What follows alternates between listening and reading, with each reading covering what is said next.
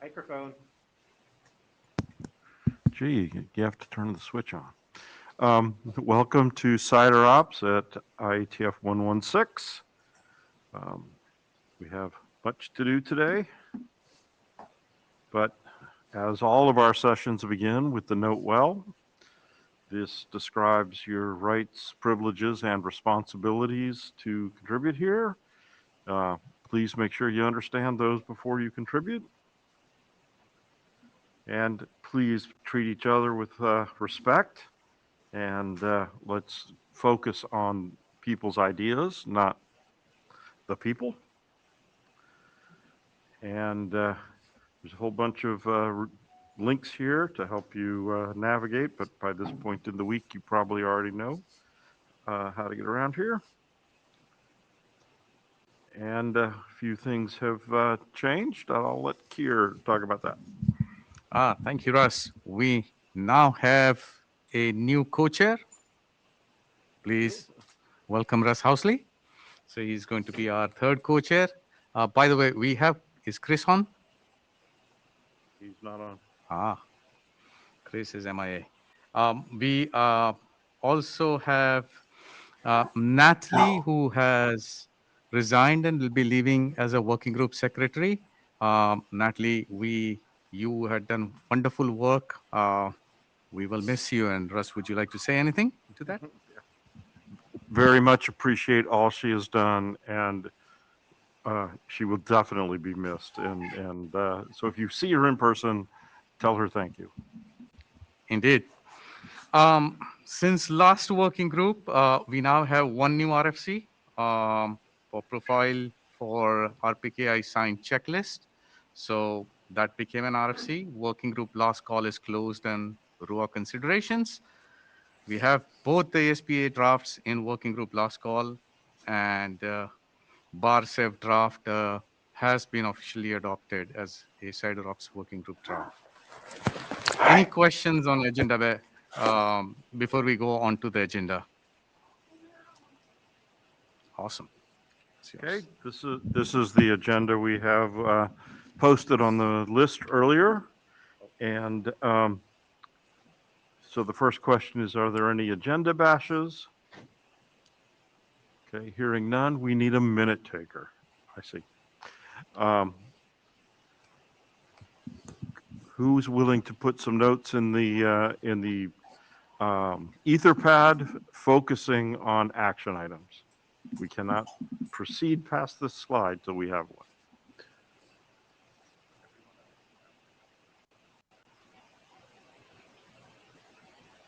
Please, someone.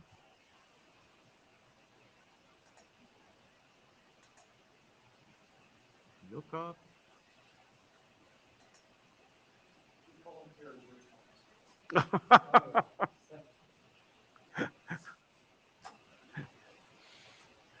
He didn't even look up. Yeah, all right. Thank you, George. Thank you, George. Okay.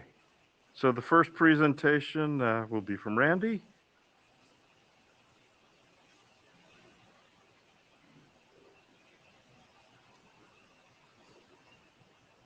Did I do something wrong? I think you have to let go of those slides.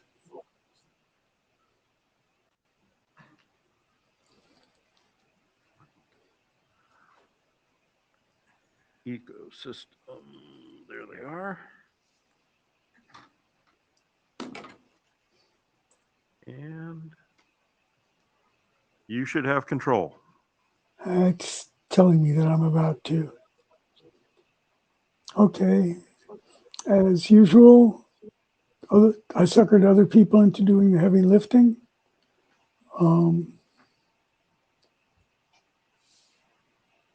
Romain, the lead author, had to present this at PAM to an academic audience. So first he had to explain what the RPKI was. This is actually from a 2005 CCR article of mine about throwing spaghetti against the wall of the IETF and seeing if it sticks. So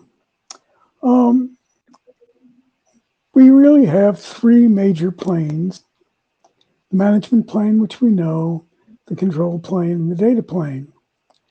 And RPKI is on all, the first feeds the management plane, affects the control plane, which affects the data plane. And the slide moving isn't fast. We control it by up top, we have control at the RIRs, and the money's down at the bottom. So we really care about that whole path. When something goes wrong at the top, how quickly can I fix it? So this is a study that measured, if you look at the left column, at those points where there are little clocky poos, and then it's measuring when the user query, which is a change was made at the RIR's user interface or API. The RIR signed, and we have the signing time. When it hit the publication point, when we measured RPKI validation, then we saw when it affected BGP, and we also made data plane measurements. The experiments used prefixes loaned by the 5 RIRs, 24s and 48s. They were announced from one AS. That AS had origin validating upstreams and some peers which were non-validating. There were also another set of prefixes from 3 ASs fed totally by non-ROV upstreams, and these were scattered in Asia. The measurements were taken over 11 months. Now, ROAs beaconed using either the GUI at each RIR, which was hellish, or the API to create and delete ROAs. Now, there were control prefixes, and those control prefixes always had valid ROAs. Test prefixes always had an invalidating ROA, and then a validating ROA would be announced for half a day and withdrawn for half a day. So the test control prefixes should have been solid the entire time, and the test prefixes should have gone up and down half a day each. And the long period of half a day was to kind of allow the world to settle. If we measure these, we see, first of all, APNIC waits for 20-minute batches. So we see a mean signing time of 10 minutes. Aaron and LACNIC skewed their measurements for the first probably half the study because they were signing in GMT because HSMs know what's real on the internet, but they were publishing, their servers were in local time. Therefore, the not before time appeared to be hours before publication. We reported they hacked workarounds, so that improved during the study. Okay. So this is why they vary significantly across RIRs, with mediums ranging from a few minutes to over an hour for ROAs to reach publication points. We know of at least one NIR in Asia that publishes once a day. Originally, APNIC only committed to once a day. Luckily, they've got that back to 20-minute patching. The relying party measurement was one instance of RP software. If you want to see a survey of RP software, look at Philip Smith's doing measurements on what's actually in the RP software's caches, and it's not pleasant. We did not run RPKI router because we didn't have routers really, and we're more interested in the effect on BGP as measured at the routing collector's route bris. And some RPs have head of line blocking, trying to fetch from bad publication points. Okay. The collectors, as I said, are route bris. If the control prefix was missing, that measurement of the test prefix is also discarded. So we're measuring the effect on BGP in the control plane. We used RC00 and RC101 because if you add more, you don't get any, studies have shown you don't get a significant effect, except Sao Paulo will actually change things. The route servers have biases we've discussed for years, but they're cheap and easy. Row revocation delay. Occasionally, APNIC had a hanging RP. Pardon me, an RP. The RP hung an APNIC prefix, and the APNIC has the batching delay. But it's also interesting that the time zone bugs skewed their updates for half the studies. So, this combines both the before and after. You will notice that V6, for some unknown reason, is often a little later than V4. The time zone bugs, as I said, are due to artifacts at the two servers. Don't run your signer in any time zone other than GMT. Personally, I don't run any servers other than my laptop and iPhone in local time. Withdraw is slower than announce. And if you think about it for a second, most of the ISPs have multiple RPs, caches. ROV only needs one validating ROA to validate the prefix announcement. But all of the router's caches must have received the withdraw for the invalidate to shine through. So all it takes is one to validate, and all must withdraw. So withdrawals appear to be significantly slower. This shows, here we look at Sprint and NTT, announcements and withdrawal. We see the time zone lags. We see withdrawals slower than announce. We see the RP software stuck row bug, really looking ugly there in the lower right. Okay. Sprint's slower curve is because their RPs pull less frequently than NTTs do, or they could have sucky software or both. Sprint starts earlier because their routers pull the caches more frequently. We actually confirmed this stuff with NTT and Sprint. Trying to read your chat, guys. Take the union of VRPs over the connected sessions. No, it's specified in the RFC. If there's any validating ROA in any of the caches you're using, caches have priorities.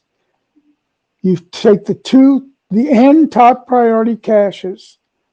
They must have the same priority.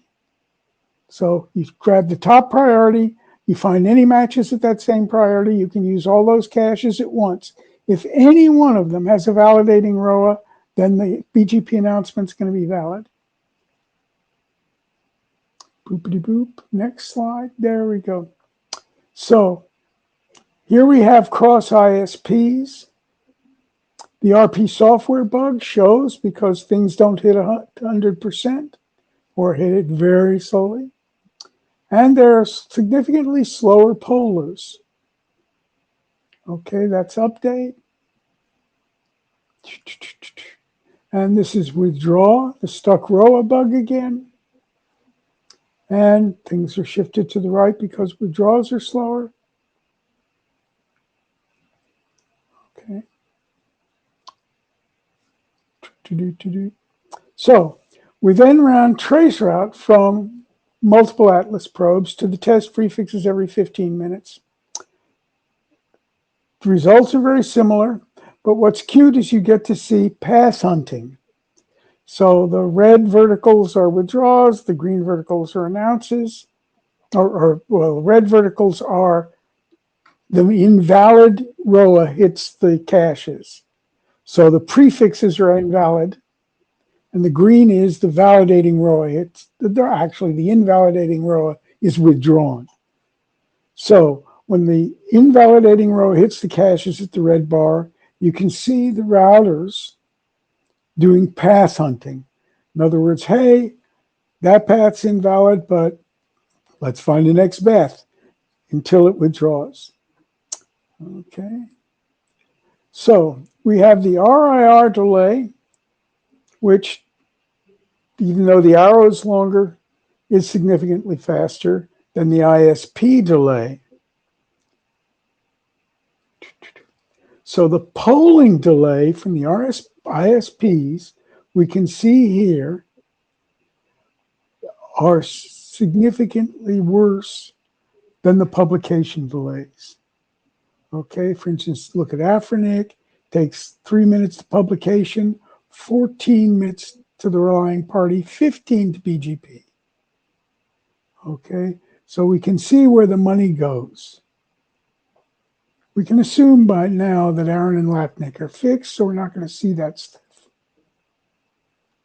So BGP propagates in minutes, RPK propagates in order of an hour. This means time to repair for a bad ROA is ugly. Time to authorize a DDoS mitigator is ugly. Okay, there were the 2 RIRs with HSM problems. Some RPs have head of line blocking. And we also found when we dissected ROAs that the anatomy of those ROAs varied between RIRs if you start looking at the grody details.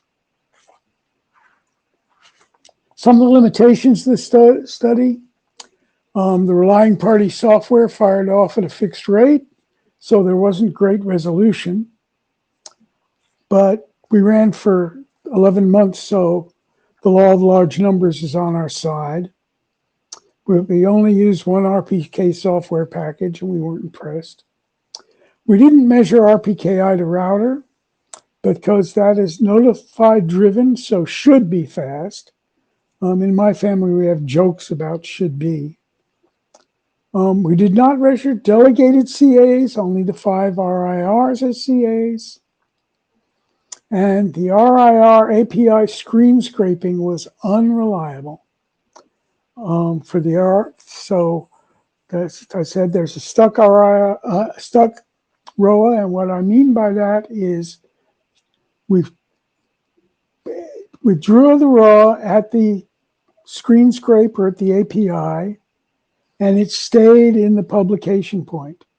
This is analogous to BGP zombies. Okay, so, and sometimes we had to send an email to the RIR and say, would you please whack this? Okay, the paper is given last week at PAM.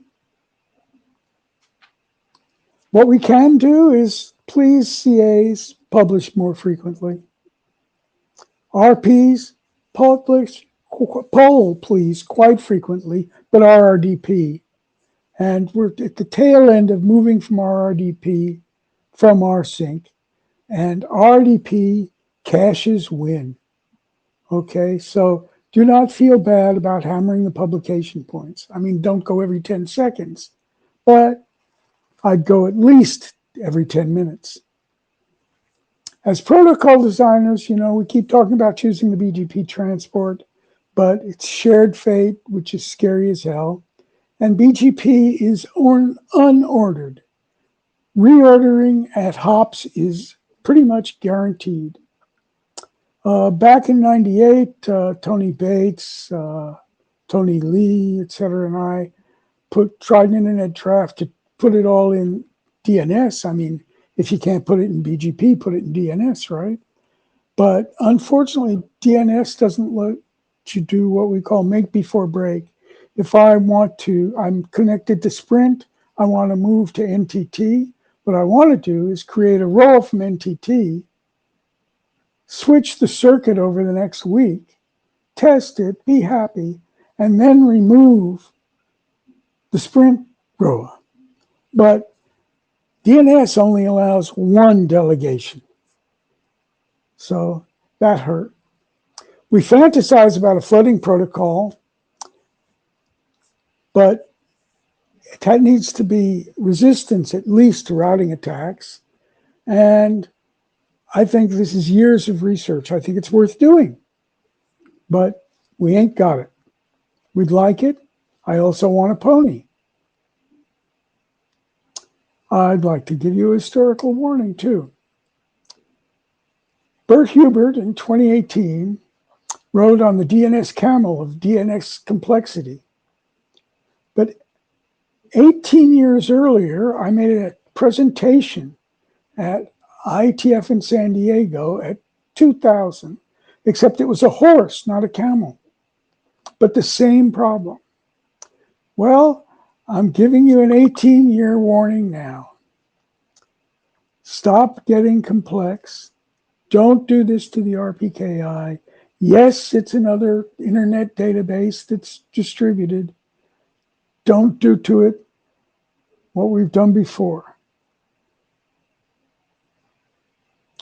Thank you to these people for the donated rack space and bandwidth and equipment. We have 3 POPs in which we can do permissionless research. And that's it. You're up. Hey, speaking as a working group member, Randy, quick question. The path hunting Who are you? that you... I missed it. Who are you? Keyur Patel Arcus, thank you. The path hunting We've met. problem yeah, the path hunting problem that you talked about, is that the problem you were seeing because each router was getting updated at different times? First of all, it's not a problem, Kayer. It's normal BGP behavior. If I have in my cache paths of various lengths, but I've chosen the best path because it's the shortest AS count. When that gets shot down, I pull up the next best one. And that's called path hunting, and I'll go through them. And sometimes you can actually see that. And my point was, hey, voila, we can see path hunting.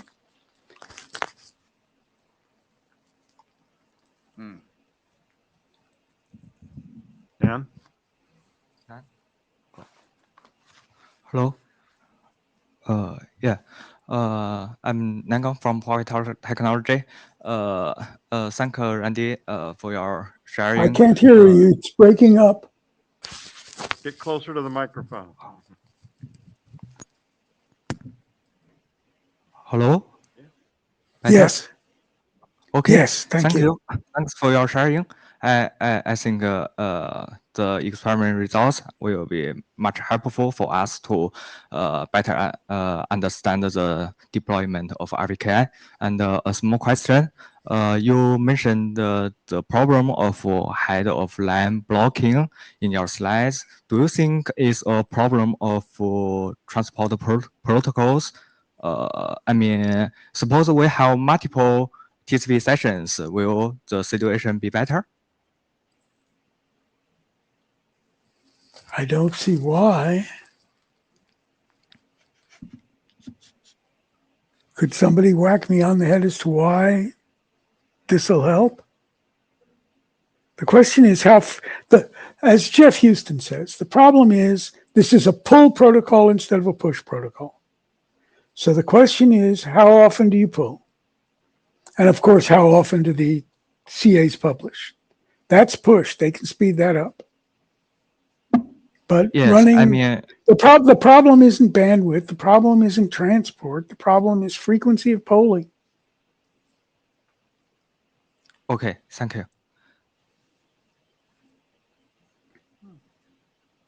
Zen Chai from APNE. Hi, Randy. Thanks Hi. again for sharing. Hi. Thanks again for sharing the information. It's helpful. Since we learned about this, we're looking to changes to address the batching. I mentioned this in IPG just for the benefit of others that's absent. Thanks. Yeah. We Tim Rangels, NL Labs. Thank you, Randy, and all for doing this research. I think it's really valuable. Questions?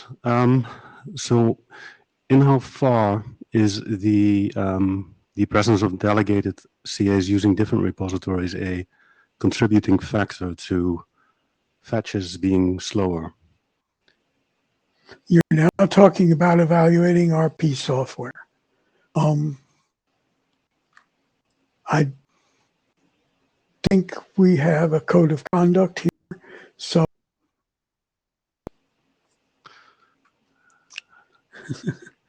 Okay. Well, I'm just. I think that it answers your might- question. Yeah, I think it might be something for relying party implementers to think about, like, don't block all repositories. So Yeah, well, look, it's just, there's fork and exec kind of work.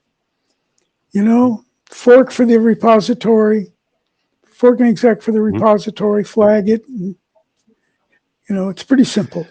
And the United States government paid for prototype implementations that did that. Okay. Then one thing slightly related to this. I think it would also be good to understand what the expectation is with regards to the total propagation time, because I think there have been mixed messages about this, and there's also been signals that half an hour would be okay. And if in that world you don't optimize for making it faster, you might optimize for making your process simpler. So understanding that that is a requirement, I think, is quite important. I think this is a worthwhile discussion. I'm really worried what happens when people make mistakes. Of course, I never make mistakes, so I'm not personally worried about it. But if I put out a bad ROA, I'm going to pay, and how long do I have to pay for it?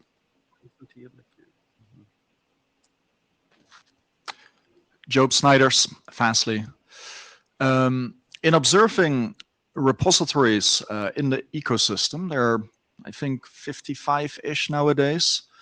And as time passes by, some of these repositories are really slow. For instance, the IDNIC repository for a long time would take, from the European perspective, maybe between 15 and 20 minutes to load a snapshot. And even if the RP is processing objects in a streaming fashion, there is no way to speed that up if the repository server is not pushing the data faster to you than they are.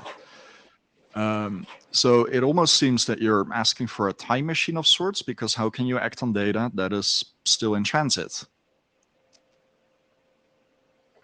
I'll send you the man pages for fork and exec. And I grew up when APNIC was 45 minutes to fetch. So I'm aware of the IDNIC instance. It's ugly, but that's life. That's what's going to happen. That's the choice of their customers. Of course, the NICs are monopolies, so customer choice is a funny term here. Thank you for the fork and exec reference. I am familiar also with asynchronous multiplexed I/O. So you're arguing that for every repository there should be a separate thread, and is that a scalable approach? I mean, I don't think. I think on the one hand, your recommendation that pool more frequently is valuable. It also is good to state that CAs should publish as often as they can. But there still remains a piece of the pipeline in the middle that cannot be sped up by RPs. And blaming the RP, it takes 10 minutes to finish the job, while in reality it's the publication server taking 10 minutes to deliver the bits, feels like a mischaracterization. Other questions? Ties de Kok, RIPE NCC. We had an implementation of publication in our API validator, which was completely asynchronous when it came to fetching and to validation per tal. And that while that works, the downside really is in implementation complexity and in CPU usage. But given the problem you observe here, I think this is a direction that implementers may need to explore again, because you can fetch asynchronously and you can revalidate per tal asynchronously to reduce this latency, because the very long latency you observe makes doing updates that really need to affect routing very difficult, as you point out. You don't want to tell your mother about it. When we designed this stuff, we kind of thought that the scale of the number of publication points would be on the order of the number of IRR instances, less than 100. And so we kind of thought that asynchronous relying party fetching would scale reasonably. Also, Moore's law, even though Gordon Moore died this last week, does help us. So it's a tough call. It's a tough call. That's why we get the big bucks.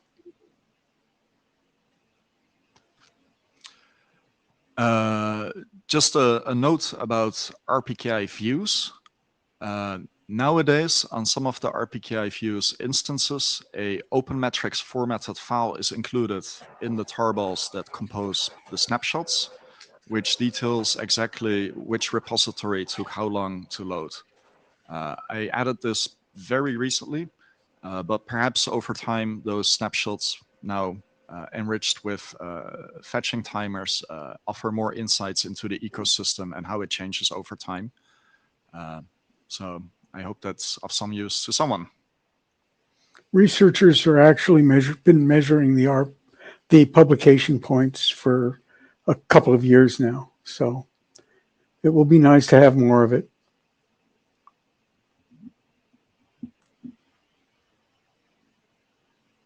Thank you, Randy.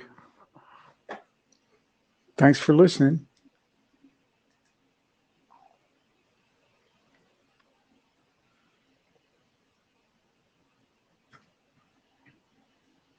Job, you're up with the deployment experience.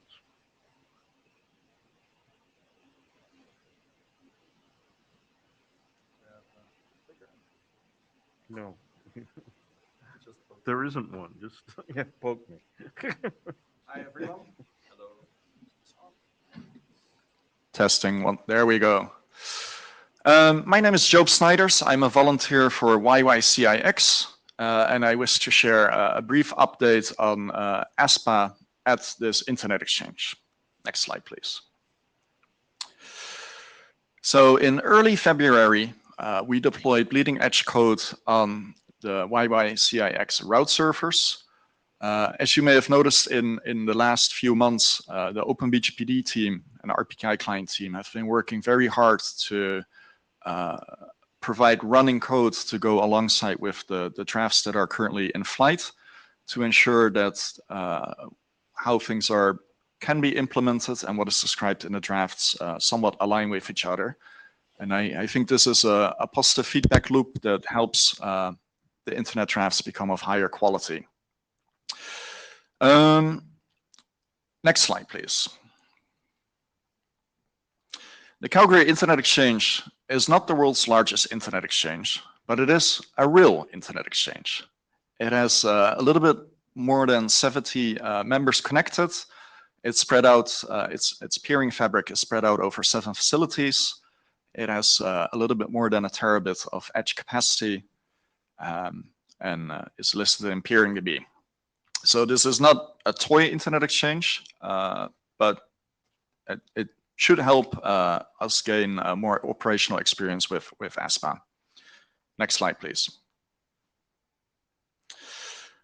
The YYCIX route servers have almost 120 BGP peers in established state, close to 170,000 BGP routes, 112 are IPv4, the rest IPv6, and its configuration, RPL, or what you load as routing policy into the daemon, is roughly 30 megabytes. The software stack is composed of OpenBGPD, RPKI client, and a toolkit called a route server that helps generate route servers with a feature-rich routing policy.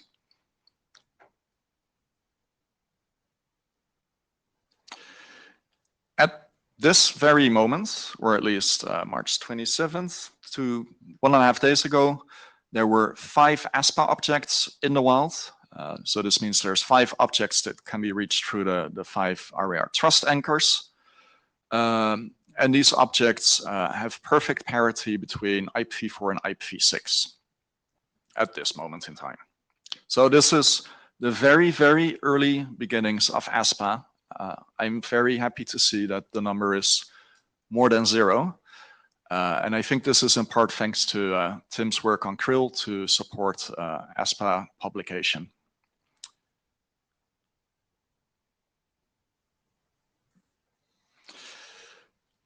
RPKI ROAS have been around since 2011-ish. If I look at the ftp.ripe.net/RPKI archive, and there was a bit of a gap between people publishing ROAS that covered their IP prefixes and people starting to reject RPKI invalid BGP routes. So for example, YYCIX back in 2018 was one of the world's first internet exchanges to reject ROV invalid routes. And the downside of there being this time delay between people starting to publish ROAS and people starting to use the ROAS for their intended purpose was that in the intermediate 7 years, many people misconfigured their ROAS to the point where back in 2018, in the default free zone, there were upwards of 6,000 invalid routes. Now, I don't think that all those people misconfigured their ROAS from the get-go, but I do think that over the course of 7 years, people configured their ROAS, and then maybe 2 or 3 years later, the network configurations changed, but the ROAS weren't updated. And there was no feedback loop between misconfiguring your ROA and experiencing either positive or negative effects of that misconfigured ROA. So for YYCIX, the trouble was not enabling the RPKI configuration. The trouble was working with the members or customers, as you could call them, to fix their misconfigured ROAS, give them some time, and then pull the trigger. And from my experience in NTT, we went through a similar exercise, but it didn't take weeks, it took months, where I had to prove to NTT's management that from a revenue perspective and a business risk perspective, it would be safe to start rejecting those 6,000 invalid BGP routes from an ROV perspective that previously were accepted. So now with ASPA, my hope is that the industry as a whole has less of a delay between ASPA objects showing up and it being common practice to reject ASPA invalid routes. And if I compare to RPKI, ROAS, and ROV, for the longest time, all kinds of documentation from authoritative sources would make suggestions like just add a BGP community depending on the validation state, or assign a lower local preference to invalid routes. And I think all these intermediate steps were detrimental to getting the job done in a sort of timely fashion. So this is why YYCX just from the get-go is rejecting ASPA invalid routes. And I think for internet exchanges, this is easy to do because by their very nature, internet exchange route servers offer a partial routing table. There is no guarantee that you can reach the entire internet based on the data you receive from a given route server. So it's at the discretion of the route server operator to reject routes that have, say, bogan ASNs anywhere in the AS path, or RPKI ROV invalid, or are ASPA invalid. And I want to encourage the whole community to work towards rejecting ASPA invalid routes, especially now that there are so few of them in the ecosystem. Next slide, please. So the ASPA statistics, there are 5 objects, and on the YYCIX route servers, there are 1,600 ASPA valid routes. The reason they are ASPA valid is not because of the objects, but because they're trivially valid, because those routes are originated by directly adjacent ASNs from the perspective of the route server. So we're not really seeing ASPA in its full glory here, but my hope is that either YYCX grows, more people connect, and we find a path towards the people producing those 5 ASPA objects, or more people start producing ASPA objects, which would influence the route server's decision making. At this moment, there also are 4 ASPA invalid routes. All 4 of them are invalid because they contain an AS set segment somewhere in the AS path. So again, we're not seeing ASPA in its full glory yet, but I think given these small numbers, that's not entirely surprising.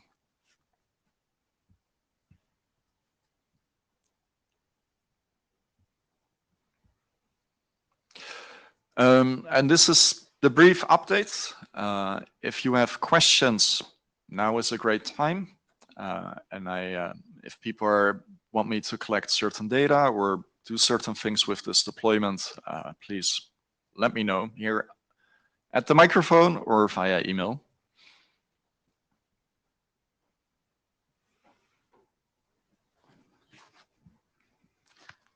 Sriram, NIST. So the invalids with the AS set, did I read earlier that they're actually dropping them? Yes. Okay. And no one is complaining? Correct. Okay. Sharam, next time you want to get up, would you do? Yeah, sorry. I should. One other quick question. Sorry, before we continue. Route servers. So earlier on, I showed that these route servers distribute towards 160,000 routes. The current default free zone is closer to 1 million routes. The expectation of route server participants is not to receive full internet access, but to receive routes that have relevancy to the local area that the internet exchange serves. And what they prioritize is safety, reliability, and they don't prioritize that the number is as high as possible. So in general, the feedback from the members of this internet exchange, but all other internet exchanges where I was involved in deploying stricter routing policies, is that people are actually happier with less routes if that set of routes is of higher quality than more routes if that bundle of more routes also contains leaks or hijacks or other nefarious activity.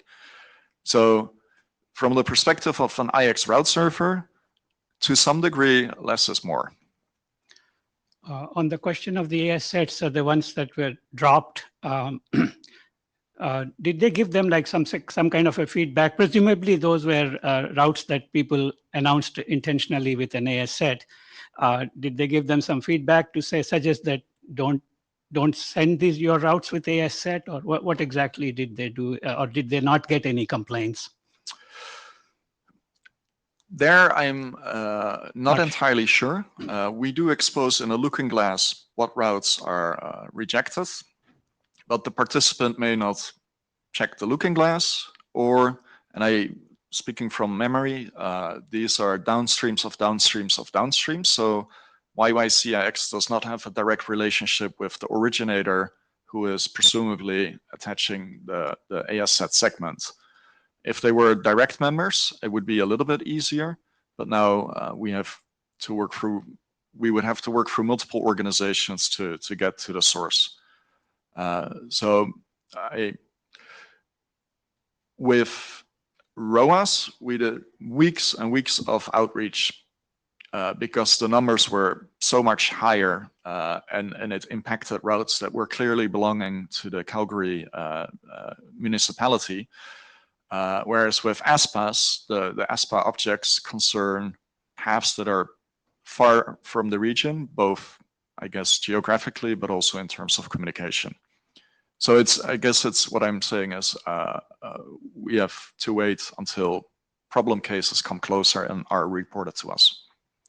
And you finally, you're recommending that the invalid routes should be rejected even in the early stages of ASPA. Let's wait on this till the end of my talk. I would like to get your feedback and others' feedback about whether we should say must drop the invalid or should drop. We can wait till the end of my talk if you like. I will. Let's wait. We've got a long line. We will wait. All right. This is Lan Cheng from Tsinghua University. I'm investigating the adoption of ROA, and some network operators tell me that after they deployed the ROA in their networks, they also face some operational issues, and they do not know how to address the problems. So I see there is one RXP has deployed ASPA, right? Yes, I think it's a good starting, and I'd love to hear more operational or operating experience for RPKI invalid filtering and ASPA invalid filtering, which is also the same concern, which is a must to drop, which is should drop. And I think it's important to make the ASPA a better mechanism. Thank you. Thank you for your comments. Here. Yeah, Keyur Patel Arcus. So I really like the fact that we talk about dropping invalids right on the onset of deployment. Let's say we go down this path. The question I have is, which probably is not relevant for your deployment use case, but in a normal AS, at the edge you would do this and then you would announce the routes to IBGP network, which pretty much means that everything that you announce would be either valid or incomplete in some sense. Would you see a need then to do the same work on the receiving router who is receiving the IBGP routes that were reflected from the route reflector? Because it would be a huge optimization.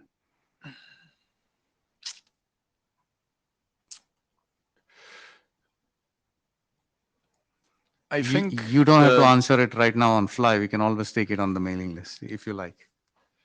Well, doing route origin validation on IBGP speakers always struck me as somewhat nonsensical if you can do it at the edge. If you cannot do it at the edge, well, I don't know what kind of edge you're running, but you might want to, upgrade it.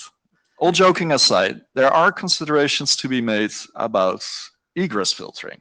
And Rudiger Volk and Randy Bush helped iron out some bugs in that regard, like how does this work in the outbound direction.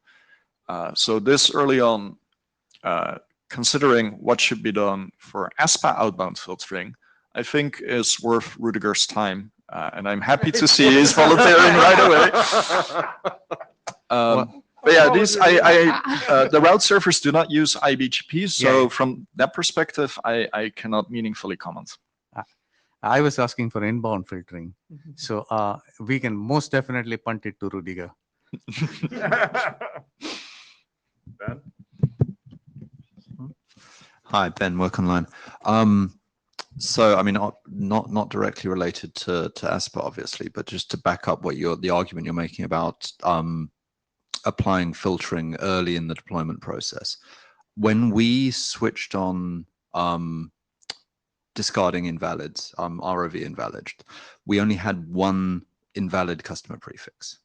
And the reason that we only had one invalid customer prefix is because for the entire time we've been operating, we have been super pedantic about IRR-based filters.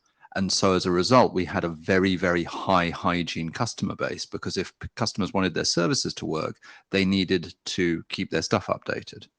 Now, keeping IRR data updated is not a guarantee that you also keep your ROAs up to date or your ASPAs up to date, but it enforces that mindset of needing to maintain out-of-band information when you're making changes. And I'm convinced, I don't have empirical data to say this is why we had such a seamless experience when we started discarding ROV invalids, but I'm convinced that's why, because everyone else had hundreds or thousands of customer learned invalids to clean up, and we had, as I say, a single one.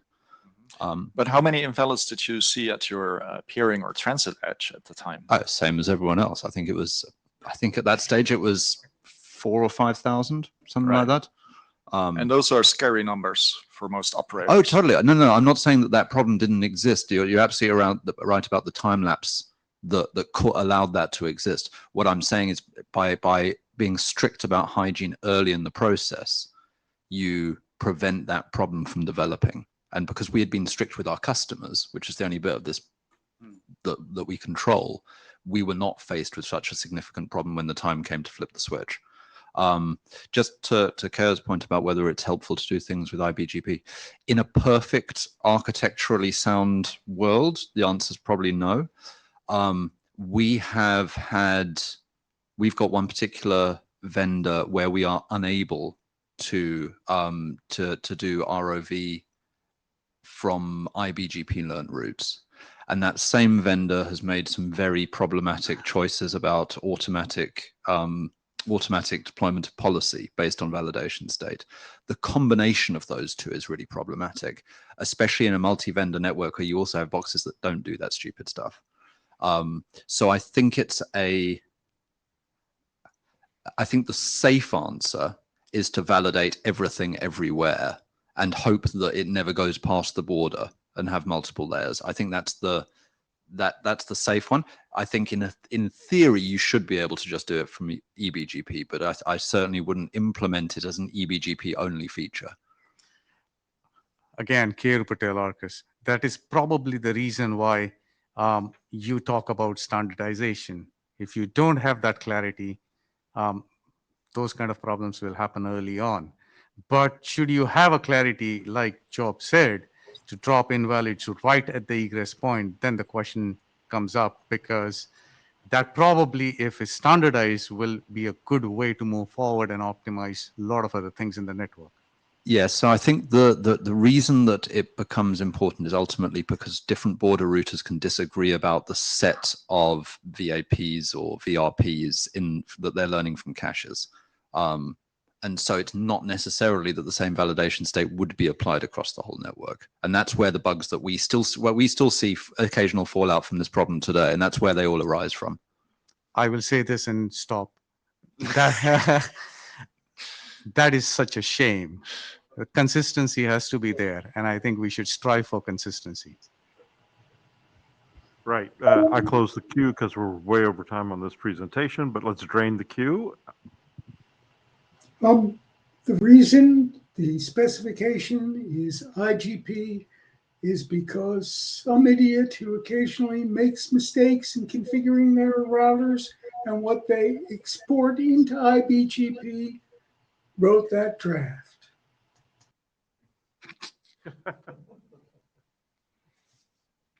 Thanks, Randy. Yeah, Tim Reusers, NL Labs. Just a very quick comment, dating back to the time that I used to work for RIPE&CC, actually. In the beginning, we saw really poor ROA quality. It was like 50%. It was really bad. Then user interfaces were improved with giving users feedback on this is what we see in BGP. I think that's helpful. I think it would be helpful to do the same with ASPA from the get-go if we can. That got it up to about 90%, still problematic. That last 10%, like you said, that happened because now stuff broke and then people fix it. So it's good, I think, to do that from the beginning as much as you can. And to react to that, I in no way want to imply that anyone is at fault in the delay between ROAS becoming a thing and people starting to validate. I think at the time we were building, we as in this community, were building an insane amount of things in parallel, such as the CA infrastructure, validators, RTR version 0 implementations, BGP implementations that could do it. On top of that, operators misconfigured ROAS or misunderstood the validation algorithm. So I don't really see how the deployment of ROAS validation could have meaningfully gone faster than it did. But I think with ASPA, we have an opportunity now that all that infrastructure is there, that we have a lot of things in place, quality monitoring software exists. We better understand how to create UIs. We stand a better chance of a more effective deployment. Okay, I think you're doing the next Slurm presentation, right? Yes. Slurm for ASPA. This is a project with Ben Cartwright-Cox. Next slide, please. Super quick recap. What is Slurm? It stands for Simplified Local Internet Number Resource Management with the RPKI. And I perceive it as an industry standard data format to describe filters that can be applied to RPKI ROAS and BGP-SEC router keys, and optionally assert synthetic ROAS or router keys. And the original Slurm RFC obviously predates the existence of ASPA, but now that ASPA is becoming more and more of a thing, it feels we should aspire for feature parity and also update Slurm. Next slide, please. The objectives of this Slurm project is to facilitate override procedures, not just for ROAS and BGP-SEC router keys, but now also for ASPA objects. And what I hope is that we can find the lowest common denominator between multiple implementations who are willing to fully support this minimum viable product, so to speak. And from my experience in running various internet exchanges and ISPs, oftentimes when Slurm is used, it is in a moment of panic, where people in that very moment start reading, how the hell do I override data that came from the RPKI? Then they discover the Slurm RFC, they type out some JSON and try to feed it into their RP. If you're lucky, the organization practiced use of Slurm and has documented procedures or maybe some tooling how to generate the Slurm file. But it is, based on my experience, very useful to keep this format as simple as possible and adhere to the principle of least astonishment. Another smaller objective is to incorporate the errata on the current Slurm RFC, but they are almost cosmetic in nature. Next slide, please. So non-goals are, for instance, the introduction of timers. I don't want to suppress ROAS on odd hours of the day and allow for certain ASPAs when it's full moon. I know that we can do this. We are great engineers, and it wouldn't be hard to incorporate cron tab style formatting. But that, I think, we would lose some implementations along the way in such an adventure. In a similar way, I would like all key lookups and key matches to be one-on-one matches and not use mechanisms like regular expressions to say, I want to filter out all ROAS from which have origin ASNs that end with a 2. There was a very interesting comment that was made about giving operators full control or not. And I took some time to reflect on that, and it dawned upon me that if you, as operator, want full control, and looking at myself, I will take a compiler and take full control. Slurm is not there to provide full control. Slurm is there to provide a minimum toolkit for operators that are in a pinch and need to show their management they've done something. Even though, in most cases, Slurm is not making a material difference because your peers will be rejecting ROV invalid routes anyway, and soon ASPA invalid routes. So oftentimes Slurm is a very small and a mitigation with little effect in the grand scheme of things, but it oftentimes also is better than nothing. Other non-goals are to deviate from the established format, so no XML or DR encoded files, but let's stick to the JSON as was done in version 1 of this format.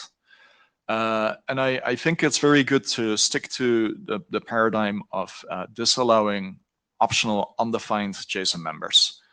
Keeping this format as tidy as the current specification is, I think, is a good thing. So I want to continue that tradition. Status. A draft was written. It's not yet a working group document. It documents what stay RTR implemented in the latest version 051. And so far there's been some good feedback. Thank you, Dima and Tim.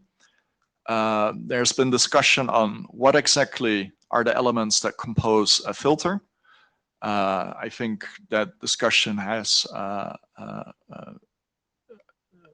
there's some controversy in what people want to offer in terms of flexibility to operators versus seeing it as a positive benefit that there's less flexibility.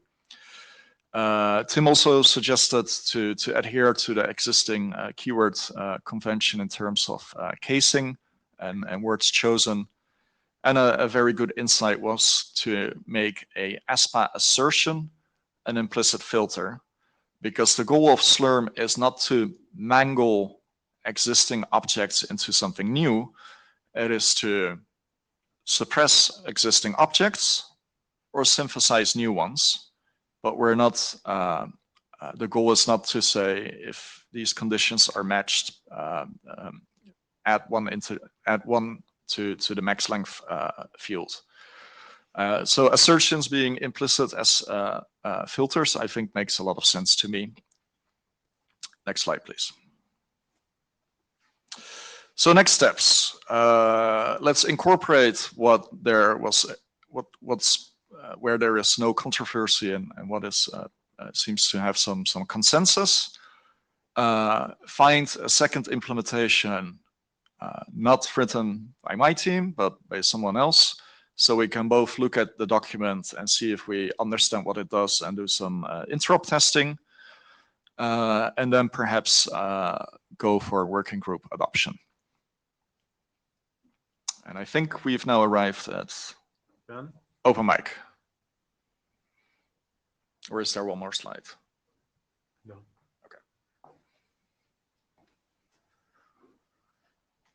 Okay. Ben, work online again. Thanks for picking this up. I'd meant to make a start on this like a year ago, and I'd actually pinged Tim and Dimar to suggest that we work on this, and none of us ever actually got it off the ground. So thanks for actually doing some work on it. I think I agree with pretty much everything that you said. With the exception of the implicit filters thing. I think the reason that that's problematic is if you imagine, so the ASPA's a bit different from the ROA case because there's this disconnect between the thing that arrives at the router in the RTR stream versus the profile. The merging, the kind of logical merging happens at the RP rather than at the BGP speaker. And the scenario that I've got in mind is if you imagine an operator that in reality has two upstreams and for some reason only publishes an ASPA with one of them in there, and that's breaking something for your customer base, and you want to kind of fix that for them using Slurm. If you then go and create, they only publish A when in reality it's supposed to be A and B. You go and publish, you go and create a Slurm file that overrides that with A plus B, yeah, and it clobbers the original. If they then go and fix it and also add C, you don't see C until you rip your Slurm out, and it's not obvious that there's a feedback loop anywhere else that tells you that you've got something to fix. I think that the assertions should be semantically equivalent to an Asper object, not the kind of post-merge set that comes out of the other side of an RP. Do you see what I mean? So I think they should be inputs to they should be kind of self-contained, but they should be inputs to the union function, not outputs. Does that make sense? It makes a lot of sense to me. Yeah. The other thing I wanted to say, I just wanted to echo your point about keeping this simple. I can't see any scenario. We've never ever used Slurm to touch anyone else's object. The only thing that we ever used Slurm for in our deployment is to filter out our own rowers because they're not useful for us internally. And I'd be very surprised if that was meaningfully different with Asper. If for some reason we wanted to do something really, really clever, it's JSON, right? I can write some convoluted tooling to generate the JSON for me. That's a problem that can be solved further upstream if necessary. But yeah, thank you. Ties de Kok, RIPE NCC.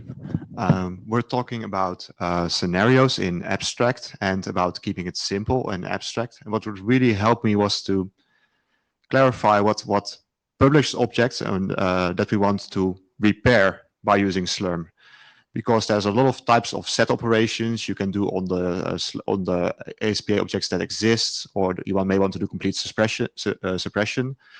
And I think we need to be really clear about what cases we want to cover. And then we can figure out what semantics we need for that.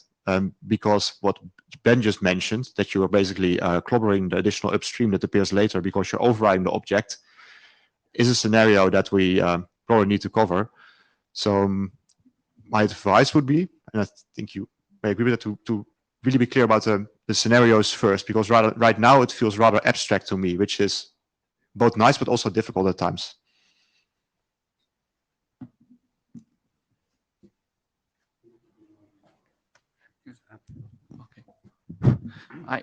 Dima from ZDS. Above all, generally speaking, I think it's necessary and desirable for operators to have ASPA Slurm. But as I talk to the main list, the only issue I have with your current version is that I would like to propose a fine-grained filter, not just based on the customer ID, but also with the provider ID. For example, according to your project with YICX, if IXP, a customer ID with many provider IDs, I think it's kind of difficult to just remove one ASP object and add a new ASP customer with multiple private. It's error prone. It's just and I think we should also take the discussion regarding to ASP verification to this design, because as we all see, there have been a very intense discussion about the ASP VAP design and something about the RTR design for ASP. So that's the reason why I did not initiate this work, because some time ago, Ben Madison talked to me and Tim Brazil, like maybe we could have a ASP Slurm. But during that time, I didn't think it's not mature enough for me to do this. Okay, generally speaking, I think it's time to throw out this question, but I do have a different opinion about how to design ASP Slurm.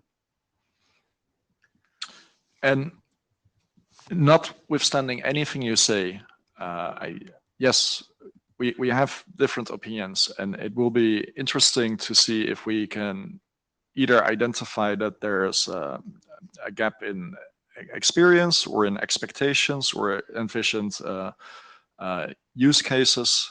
So I look forward to continuing a conversation to see what we can achieve in an interoperable fashion. And like for me, a very important outcome is that the Slurm implementations all support the exact same feature set, so that there is no surprises, and that Slurm works the same way everywhere. Like that to me is a very important goal. Tim Bruisels, NL Labs. So yeah, on filtering out specific providers, there may be a context where this might be relevant in case multiple CAs, think resource transfers, make before break, make statements and they're not in sync and one of them is poorly maintained, then there may be a reason why you would want to remove a single thing but accept the remaining. I'll admit that I'm fetching for the use case. More importantly, I will admit that. No, but more importantly, the way Slurm was written until now was not as a best current practice or anything. It just gave people the primitives to make any such changes. You can also make changes to VRPs that are not smart. You can do that because you can remove a specific VRP for a prefix in ASN and leave the others, and then, well, that becomes invalid, right? So you can ask yourself if you should be doing that. I think we need to think about what we want Slurm to be. Like, the way I always thought of it was to give you the tools to make the changes, not as a thing that informs you about what changes are good to make. You could also consider having both, having a document that informs people, like, if you're going to do this, maybe you should be using it in this way. We could also have that in the same document even, but you could separate the concerns between being able to do a thing and what might be smart to do a thing. That's what I wanted to say now. All fair points. So I tried to do the same mental exercise as Tim. Are you going to be brief? I'm going to be very brief. I can't think of any operational reason why I would ever want to filter something based on a match on the provider AS sets. There may be examples that I'm not thinking of, but I certainly can't think of any.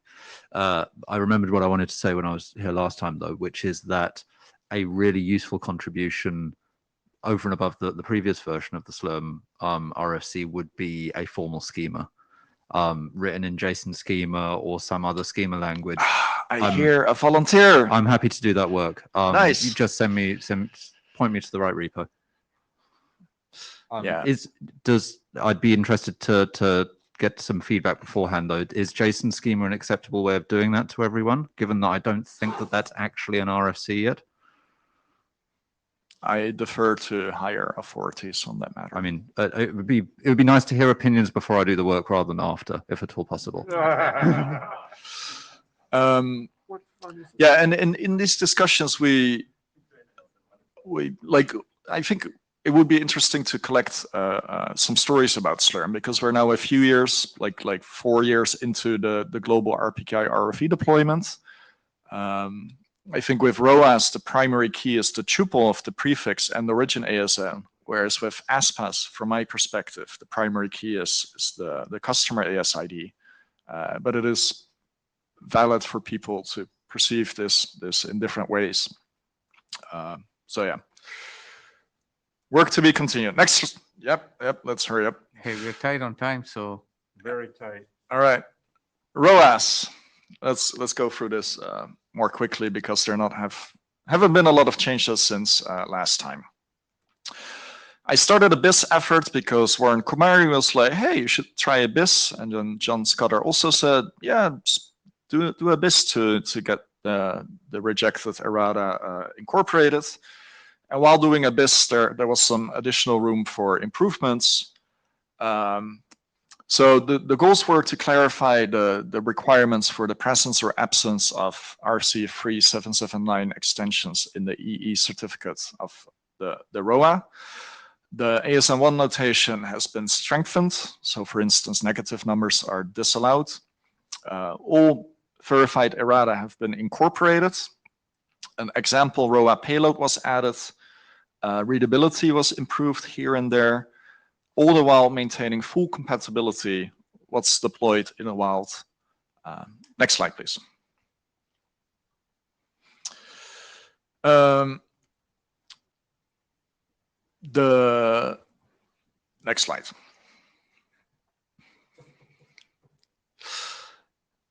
There are 0 ROAs in the wild that do not conform to the BIS profile. In fact, the BIS profile has been implemented in RPKI client for some releases now, and people are using this. It's also what drives RPKI views, archiving. All open source CAs that I am aware of conform to this slightly tightened profile. So I think it is feasible to progress the document as is from that perspective, because we're not excluding anyone and haven't excluded anyone in the last year or so looking at this data. Next slide, please. Again, the changes to this ASN1 profile are fully compatible with every one of the 143,000 ROAs out there. So from that perspective, I think this will help future implementers better understand what is expected of a ROA signed object validator compared to the original document. Next slide, please.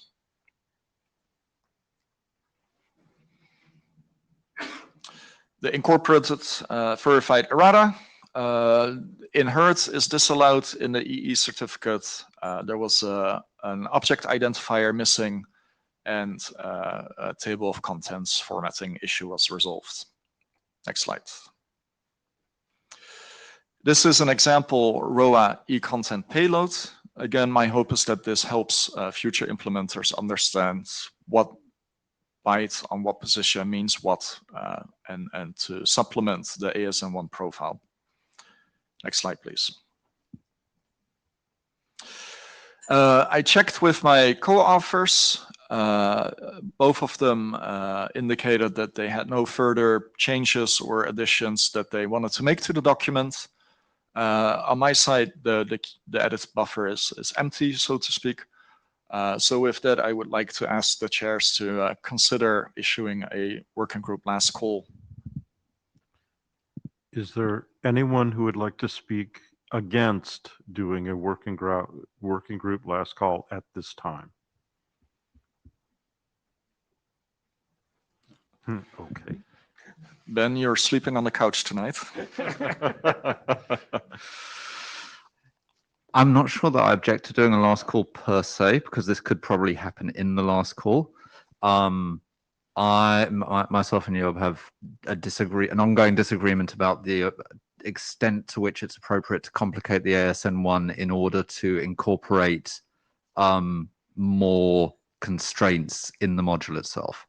I have a working module that applies some additional constraints, most importantly the kind of the prefix lists, lengths per address family, that sort of thing. But it does come at the expense of some complication to the syntax of the module. I think I'm right. Job thinks he's right. I don't know if that's I don't mind having that conversation. Can happen during the last call. It can happen now, but it's an open issue for me. Okay, I understand the issue, and I'm fine with that being a last call issue as well. We could also, for the sake of working group last call, add your more complicated module as an appendix. But so Ben created an interesting art installation in using ASN1 as materials. Can you go back? I think all right.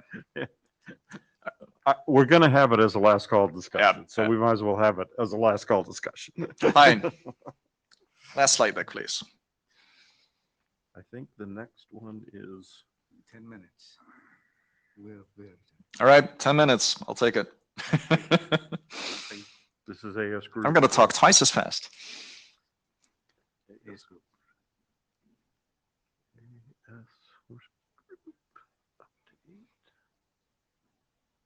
I don't see it. That means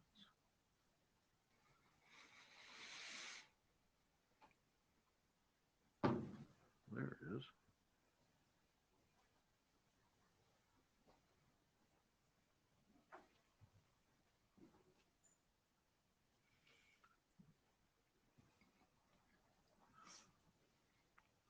Yeah.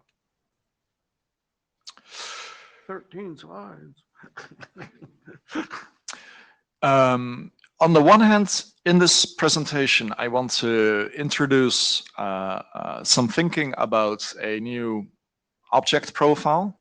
On the other hand, I want to draw comparisons or analogies to IRR/RPSL to help contextualize why I'm looking into this and solicit your feedback.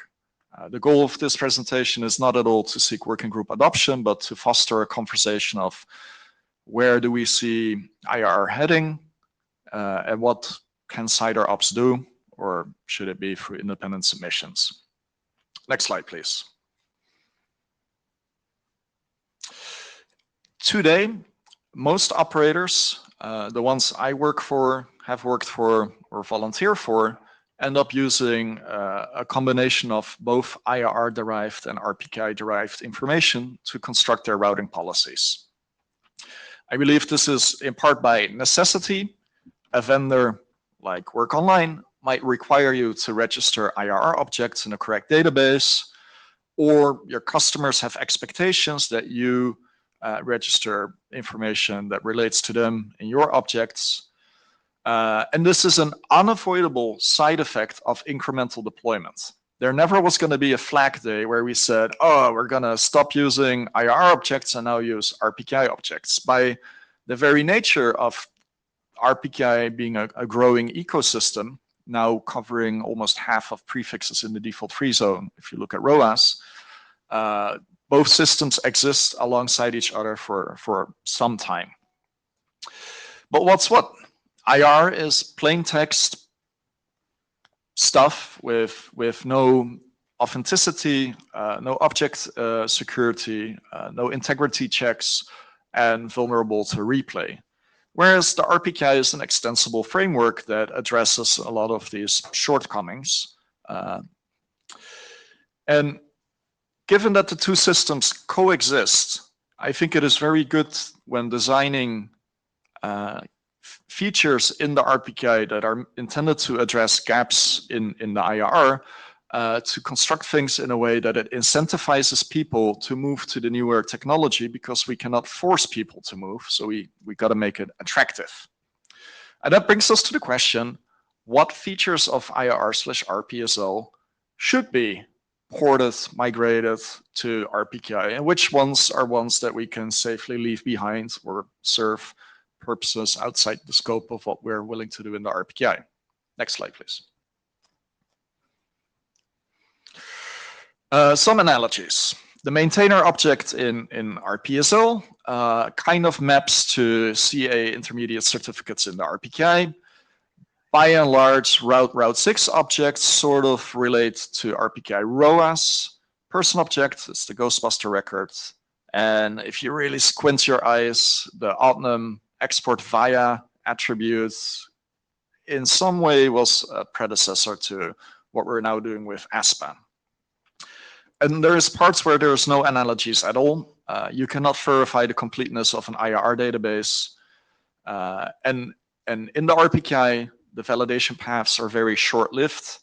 The expiration moments of the signature path are visible to the RP, whereas with the IRR, objects can appear or disappear at any time, and there's no indication to the consumers when that might be or why that might be. These analogies are none of them are isomorphic. Like, these are different systems designed to address slightly different problems, and I think by and large, the RPKI design teams have done a phenomenal job in identifying what was it that we're trying to solve, rather than just copy pasting data structures from one system to another and adding signatures. Next slide, please. So an example of what I call a successful IRR RPKI migration is the notion of IRR software using validated ROA payloads to suppress RPKI invalid route objects. This mechanism was first described in 2018, and now a few years later, we have IRD version 4, which does this by default, is deployed on NTT's rr.ntt.net service. And this year, RADB, also a large mirror of IRR databases, will deploy similar filtering. And in RIPE NCC's department, the RIPE non-auth database uses RPKI information to prune that database of route objects that conflict with RPKI ROAS. The advantages to RPKI folks are that it prevents the creation of new IRR objects, route objects that are in conflict with published ROAS, and it helps clean up old, still conflicting data. So it both helps protect you in the future, but also helps clean up the past. So I consider this an example where RPKI and IRR to some point were seamlessly integrated in a way that in the next few years, it's for operators obvious what path we're going with ROAS. Next slide, please. Good job, everyone. Next slide. Now, there is ongoing pain in the IR ecosystem in the form of AS sets. Perpetrators create same-named AS sets in multiple different databases, and in doing so, impersonate the victim and in effect cause a form of a denial of service attack. Next slide, please. Here's an example of AS-Amazon, which Amazon themselves for a long period of time publicly indicated was the appropriate entry point to generate filters. Their words, not mine.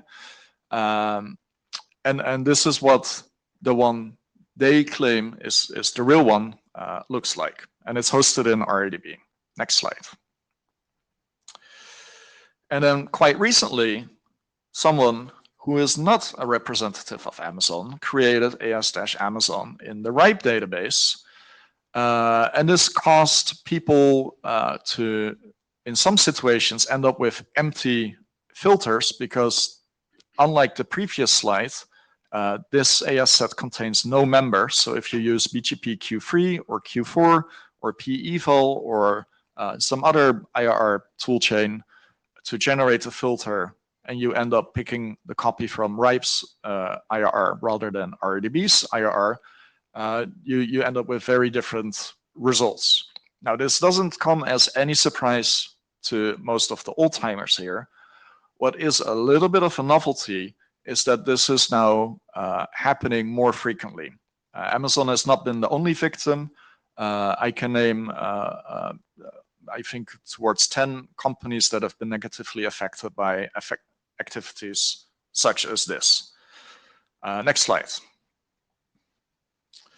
So a very quick hack that was introduced is to stop allowing the short form of AS set names and only allow the hierarchical name, which means that you prepend the AS set name with the ASN of whoever wants to create it. So now in the RIPE database, you can no longer create something like AS Snyders, but you are forced to use an AS that you have the maintainer control over. And in doing so, we increase the chances of objects being uniquely named when compared to different databases. A similar proposal arose in APNIC's region. RADB announced last week that they're going to enforce newly created AS set objects to follow the hierarchical naming convention. And for instance, the LACNIC IRR, since its inception in 2020, maybe 2019, I don't know. But like 3-4 years ago, right off the bat, when they started with an IRR, they enforced hierarchical names. But this is sort of a hack. It is really an incomplete band-aid. Next slide, please. We're going to have to go faster, Yo. Well, the delay clearly is in you selecting the next slide. All right. An AS set can reference AS numbers or other AS sets. It's recursive by value or by name. Next slide. So I proposed as a strawman a RPKI object that allows similar constructs, but the AS ID has to be contained in our RFC 3779 extensions, and therefore we sort of instantiate namespaces and collisions of the kind where AS Amazon collides with AS Amazon in a different database, no longer possible. Next slide, please. So a textual representation of what could come out of an AS group object is you have, again, that sort of hierarchical naming style of AS belonging to a signer and a label. You have members, and then you can point to other objects in the RPKI realm, other AS group objects. Next slide, please. But do we truly know what the purpose of AS sets is? AS sets are a generic, arbitrary mechanism to group ASs. And I am willing to posit that the majority of use cases are to describe your customer cone or something that roughly looks like it. I see yes and no nodding in the audience, so I think I'm spot on with us not knowing what AS sets are for. But the reality is they are used all the time. When you ask why, it's security, manners, AS sets, right? Are you sure? Because I think in a lot of cases, the combination of AS sets and maximum prefix limits mostly serve to dampen the effects of full routing table leaks.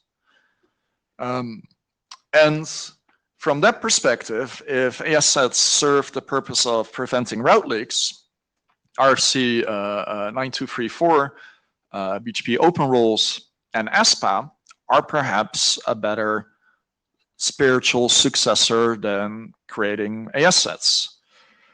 And to complicate matters more, people have complaints about being included in someone else's AS set and experiencing some kind of negative effect as a consequence of that. So, you know, me being an engineer is like, of course I can solve that. So I put an opt-out mechanism in AS groups, which I think proves that it is possible to construct such a thing, but is it useful or simple to grasp and explain? I am not sure. Another idea that popped up is because AS sets in the IR don't designate what their intended purpose is, maybe we can create an enum and have the objects contain a purpose. So an object can say, I represent a customer cone, I represent a list of ASNs I want to peer with, I represent a list of ASNs I want to call to sell transit to, and this is the list of ASNs I just deeply despise. But with this, my open questions to the group, and I guess we're kind of out of time. Are other people looking at what are the gaps between RPKI and IRR? How do we envision the future of IRR? And what other work needs to be done to, at some point, hopefully get rid of IRR? Sorry to interject. Please use the Meet Echo to register. Oh, that's okay. Procedures, clicks. Now, just believe I've clicked. I'll click it later. Jeff Houston, APNIC. I've got two reactions, and one is a specific one on this, and then the other one is your generic question about the IRR. The problem, I think, with the AS set proposal is it's hard to understand what the authority attestation or permission is actually made. The AS holder says, here's a bunch of ASs, 1, 2, 3, 4, 5, 6. And you're proposed, if someone else doesn't want to be part of it, they themselves can opt out, which seems to be getting it round the wrong way. I would have thought there's some kind of mutual handshake going on if that's what you want inside these signed attestations. But then you've got the problem of multiple signers, world of hurt. And so I understand if you're trying to solve a name significance problem, the hierarchical names is going almost all the way there, but I don't understand why you need a signer and attestation. So I'll just park that thought because I think it sits in the what the hell are AS goods for anyway. The IRR is a fascinating question because there is something missing and it's been staring at us for years. It's the other side of a rower. You can certainly say, I give permission for AS Jeff to announce this address. You and I have no relationship. You've just done it. What's the maximal set of prefixes that AS Jeff is prepared to announce? And maybe I should create such an object and sign it with AS Jeff so that anyone goes, look, here's all the set that Jeff is going to announce. If I see any other prefix, Jeff didn't authorize it, filter the hell out. Now, would everyone do this? No. Would it be handy? Yes. Do we already do it for the IRR? I believe we do in some practices because it's all about the filter lists and this whole thing about this is what I'm meant to do. If I go through the discipline of writing it, everything else is a leak. And that's me, not the prefix owner. It's me. This is going, if I didn't say it, don't believe it. And so I would actually say that's the biggest gap in all of this. And I would encourage you to have a look at that in preference to advancing the AS group at this point in time with your valuable time. Thank you. If I can prioritize your life, we do it this way. So I'm not advocating this should advance. I want to show people there are constructs that exist in the IR. Should they be supplemented by something analogous in the RPKI? Is this it? Wrong shape? Am I holding it upside down? Valid questions. May I interject? We are seriously short on time, so please be very precise because otherwise we won't have two presenters. We won't be giving them enough time. Rüdiger Volk. Okay, so let me just place the one thing that I found most painful in IRR, AS, and root sets, and I fear will actually replicate here, regardless of the more interesting security relation stuff. And that is the sets were not only non-authenticated in any way, but the set objects tended to accumulate over decades and essentially make most of them essentially unusable because they included everything from Russia and the old republics and I don't know what. I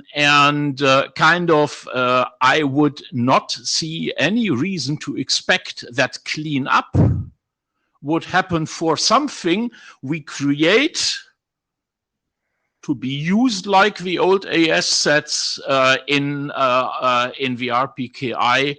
I would not see any incentive that hasn't been there in IRR as well, and obviously hasn't worked. Fair points. Jeff Haas, I will keep this terse. Point one, I don't think you should permit for AS sets to have a party to opt out. If I have AS abusers, I don't want to actually have the abusive party remove themselves. Point two, for your what do we do about IRR? There are things that IRR gets used for, including building customer lists, local registries, that sort of thing, that I'm not sure you'd want to do locally, given all the procedures you have to do cryptographically to be part of RPKI. So there's probably still going to be a home for IRR, even separate from RPKI. Perhaps, perhaps. Thank you. Thank you.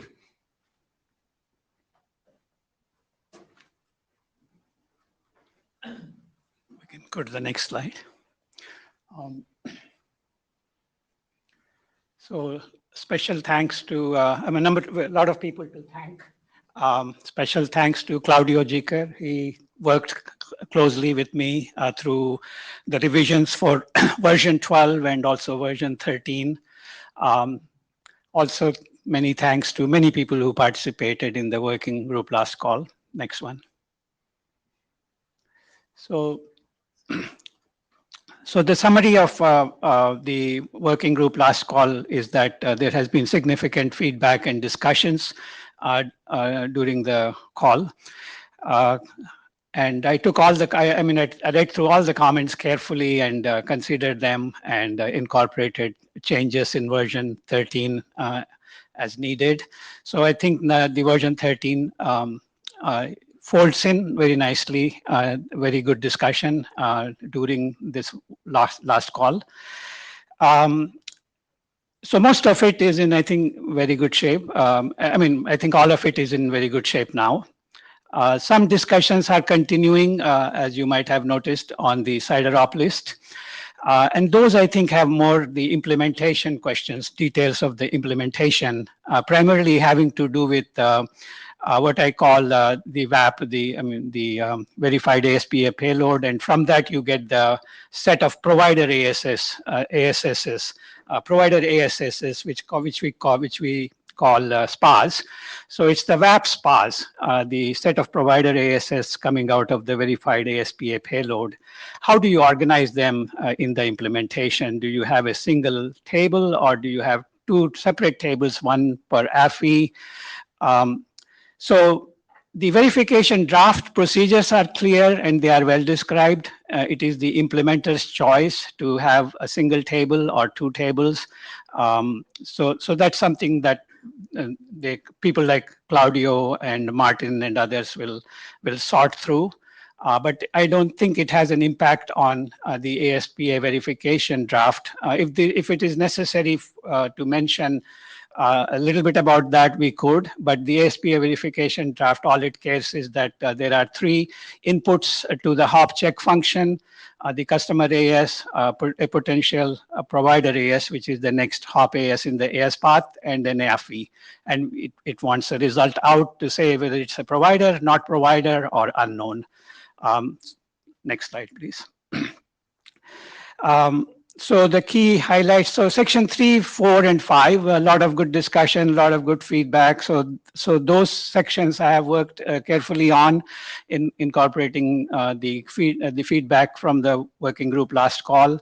The text is now much clearer regarding the ASP registration recommendations. I think it is in good shape. Everything that people wanted to have is in there. And I have added new explanations, explanation text on the ASP path verification properties, which at least one person already found it quite useful. That is Igor. He and I had some discussion about that today. So just to share what that is about with you, let's go to the next slide. So essentially, I'm going to talk about next slide. Three properties. So when you talk to somebody about ASPA over dinner or just to have a good conversation about ASPA, what it can do for you, it'll be good to have these properties in mind.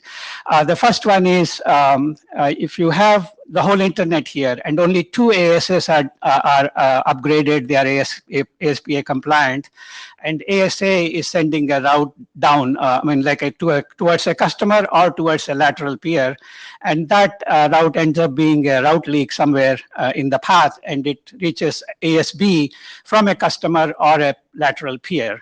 And that route, ASPA, just by these two ASs doing ASPA, and nobody else in the internet is maybe not even doing ASPA, just by two ASs doing this, that route, which is a leak, will be definitely detected at ASP.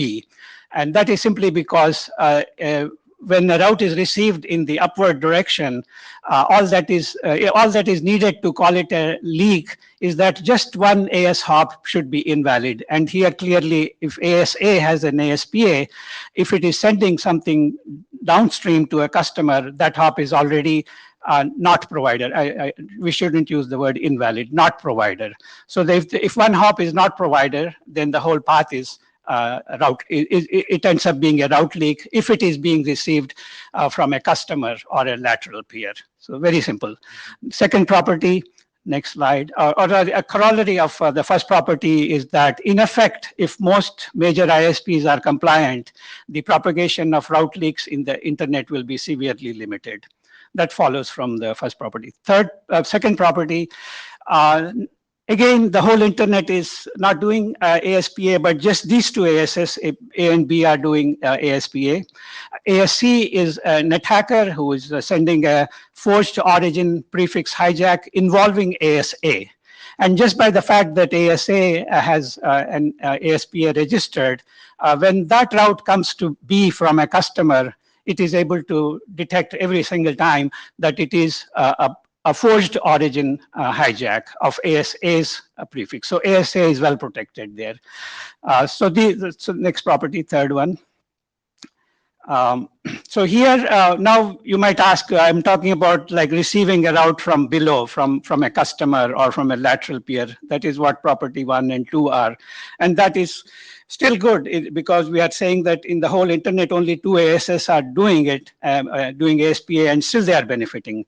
Now let us consider like a group of ASs which are which are contiguous, and they are doing ASPA. And in that case, the property 3 says that any route leak that has the full route, all the ASs are within this ASPA island. If there is a route leak, it will be definitely detected by any of these ASs. And also, if some route is coming from outside and it passes through this, and the segment of the path where these ASs are involved, that segment, if there happens to be a route leak, it will be detected. So the only thing required here is that the 3 ASs that are involved in a route leak that we say is happening here, those 3 ASs should be in this ASPA island. That's all that is required. And then this island is protected in terms of being able to detect route leaks that involve any 3 ASs in this island. So that's the property number 3. We can go on to the next slide. So now, yes, so those are the properties which are beneficial, but what is the shortcoming of the ASPA path verification? This picture is a little bit complicated, but I'll tell you what it essentially means. So most of these ASs are, all of these ASs are doing ASPA. 6 for some reason does path manipulation, and it is a provider to customer 7, and it is doing an attack on its own customer, which would hopefully we can think of those as rare. Nevertheless, it has the ability to manipulate the path and get away with it. So if it receives a valid path, multiple valid paths, it can ignore all of them, and it can pretend that it is connected to 2 or connected to 3, and as a lateral peer or a provider-customer relationship, and it can shorten the path and send it to 7. 7 would not be able to detect that there has been a path manipulation. So that is a shortcoming which we can overcome if BGPsec is implemented. So it can BGPsec can provide full AS path protection, but it lacks route leak protection. So we would use ASPA and BGPsec in a complementary way. Next slide. So that's it. Yeah. Thank you. Okay. Questions? So we're in the middle of last call with this. The last updates were just made. Let's make sure that we can close working group last call real soon. The queue's locked. No queue? No, No queue. queue. Sorry about that.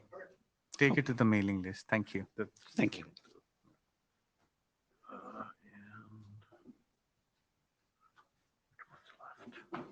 Tim, you got Roll 11 over. minutes. Sorry. Yeah, no worries. Yep. Yeah, I just sent you one with skip slides, but let's skip manually. Yeah, next slide. Next slide. What am I talking about? When you do setup of a child CA or a CA as a publisher with a parent or a publication server, you need to do an exchange of files. There's some additional information in here, but most importantly, you communicate a self-signed BPKI, business PKI, TA certificate in this way. That is used in signing requests over the provisioning protocol. That's used to request new certificates, and the publication protocol. Next slide. Next. Yeah, I want to replace those keys because, you know, stuff happened. Carry on. Yeah, I'll be, yeah.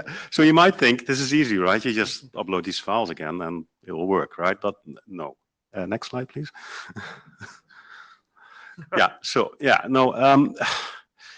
From the child's perspective, and I'll get to that in a bit, it's actually not so bad, but especially from the parent, it's more complicated because you need to keep track of which key to use, where and when, and unless you want to accept that, you know, a lot of stuff breaks in between. Next one, please. Because, you know, for the child, if stuff breaks, it's not so bad because you're in the process of driving this change. Now, some implementations support that you upload a new file and that they will just use the, essentially just use this new certificate in there as the key from that point on and ignore everything else. And then things will work fairly smoothly. In other implementations, you actually have to redo the setup. This is a bit more complicated. If you time it right, you can do it with only a brief disappearance. So it's not ideal, but you can live with it, maybe. Next slide. From the parent's perspective or publication server, this is much more complicated because you really need to keep track of which key to use for which child. The child contacts you, so you have no way really to just change your key and hope for the best. That might break issues for many people. Next slide, please. So I think we should try at least to be better. This is an initial idea of how we could do planned roles from a child perspective. What it tries to do here is minimize the moments that the child and the parent have to do things. So it's trying to use the existing XML tags to kind of signal that, okay, the parent has seen my request. It's okay to use a new key from my perspective because they've seen it. And the parent could conclude by just seeing the new key being used in signing that the old key is therefore no longer needed. You could also introduce more manual steps here. Next slide, please. The more important one is planned role from the parent side. Well, they will have to create a new key, but then, well, they have to do outreach through many channels to reach all their, well, if they have few children, then it's maybe not so bad, but you have to reach all of them. And they will at different times do an update, right? So they can use the response. A trick we can use here to avoid any downtime, if you will, is that if a different identifier, for example, the path of the service URI where a CA connects to is changed, or the handle, then this can be useful because then the parent will know which key to use in the response. Anyway, we also need to keep track of whether all children moved on to the new key, accepted the new key, and if not, then at some point, yeah, I think the parent will have no choice but to say, we've told you enough times and now it's really time to move on. Next slide, please. Similar, next slide. Automation, yeah. So there's a danger in that, obviously. But imagine that you have 1,500 delegated CAs running their own system or delegated publishers. Then, reaching out to all of them can become a bit problematic. And so I also want to think about automating this process in band. I think we're going to need an acceptance timer or something like that. I'll get to that in a moment. Yeah. And graceful version negotiation is very important if we're going to do this in band. Next slide, please. Next slide. I'll skip this one. We can do it with headers, but I think a better idea might be, and thank you, Ties, for suggesting it, is that we would use a non-critical extension in the end entity certificate that's included in the responses, because then we can do a normal exchange. A aware child can pick up on the fact that, okay, this parent CA is actually advertising that they do other versions of this protocol, so we can then start to use it. Next slide, please. Yeah, so you would do your normal version exchange. I think we also need to think about a downgrade, like what if the parent suddenly is no longer able to do this? I think they should probably send back an error response using the old version protocol, and then we can fall back. Next slide. From the child side, that would enable us to add new XML, new verbs, if you will, to the protocol. So we can send a request to the parent that says, we have a new key. I think the parents should then say, well, that's nice, but I'm going to wait a while to make sure that you're really sure. And this is to avoid, that temporary access to a key can enable people to just, make a quick roll and be done with it. So I would think that, you want to repeat this for a while, and then at some point when the acceptance timer has expired, the parent would accept a new key and reply this, say this to the child essentially, and then they can use a new key. Next slide, please. From the parent's perspective, I made a slide before the idea of using extensions. So here I figured, well, maybe the next version of the protocol would use a slightly different normal interaction. Let's say list is used in the provisioning protocol to ask your parent, what are my entitlements? Actually, I think using an extension here would be better. So maybe the parent can include in their response and the entity certificate some non-critical extension that says, I have other keys. This can then prompt the child to talk to the parent and say, hey, I heard that you had keys. Tell me. Start a timer, keep asking. If the parent keeps telling me, I have a new key, and the timer expired, and I can say, okay, I have accepted your new key. And well, that's basically the idea as it currently is. Next slide, please. Because that's more about process. So if you observe carefully, the manual rollovers that I propose don't actually require any changes in standard, but they might require changes in implementation. What I would like to work on is a best current practice document that details how you can do this today, essentially.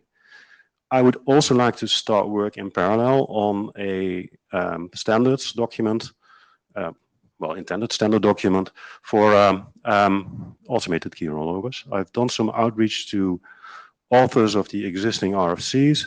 I'll see where we get there, what we get back from that, because that's not decided yet. There's also no text yet, but I'd like to work on it sooner rather than later. And yeah, that's it. Seems interesting. We have 1 minute if you have any questions. Okay, thank you. All right. So at this point, I'm going to ask Kier to do the last call on the document we were discussing earlier, so that he'll be the consensus caller, since it's very clear I'll be part of the discussion on the ASN1 with Ben. Okay? Super. All right. Thank you. See you at next IETF.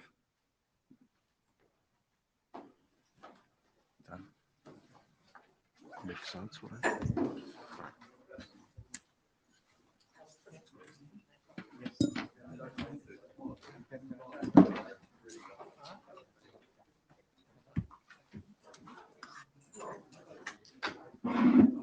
Bye.